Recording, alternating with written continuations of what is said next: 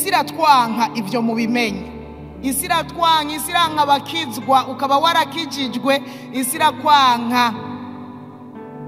Isi irakwanka, niwayimatako nta kizoguhemba ciciza na kimwe, nta kiza izoguha, oya nta kiza ivamwo.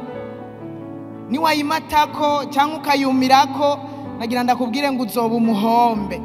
Ni nko gukunda ikitagukunda, ariko gukunda ikitagukunda aho byo biratuma, kubera ukunze utagukunda uratinda ukabona ko atagukunda ukarekana nawe. Ariko iyi si abantu barayumirako itabakunda, bigataka ikazoba kwega makibabujije ibijanye n'ubugingo budashira. Imana idufashe cyane. Yohana 15 umurongo wa 18 haravuga ngo isi ni yabanka, mumenye ko jewe yabanje kunyanka itarabanka. 19 haravuga ngo iyo mubabisi isi bikunze icyayo, maze kuko mutarabisi ariko nabatoranije mu bisi, nico gituma isi banka. Ninde yemera ko yatoranijwe? Abatoranijwe murihe? Nagira ndakwibutsa yuko isi irakwanga, kuko Imana yagutoranije mu binosi igushira ku ruhande. Turabashizwe ku ruhande, nico gituma wa mwasi atwanga. Twashizwe ku ruhande tukirindiriye ukugaruka k'umwami wacu.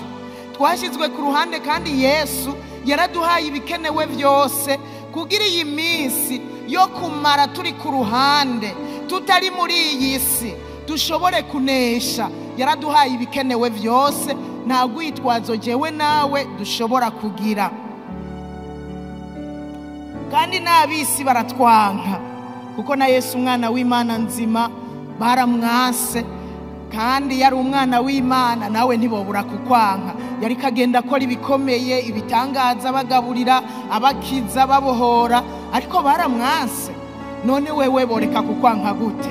Na twebwe baratwanka. Nawe uzokwimadika ku bisi ukabimadikako ngo kumbure ntibakwanke, kumbure ngo bohava bavuga ngo ndishima kubera nakijijwe. Bimadikeko canke ureke, barakwanka. Barakwanka, bisi baratwanka, kuko turaba Yesu. Turi mwisi ariko ntiturabisi, twatoranijwe muri bo, nico gituma batwanka. Rero ube maso. Yohana niwe yaciye yandika aravuga ngo bene data, nimutangazwe nuko abisi babanka. Nibikwiye kugutangaza n'umunsi numwe niwabona abisi bakwanka. Nibisanzwe na Yesu umwana w'Imana baramwase.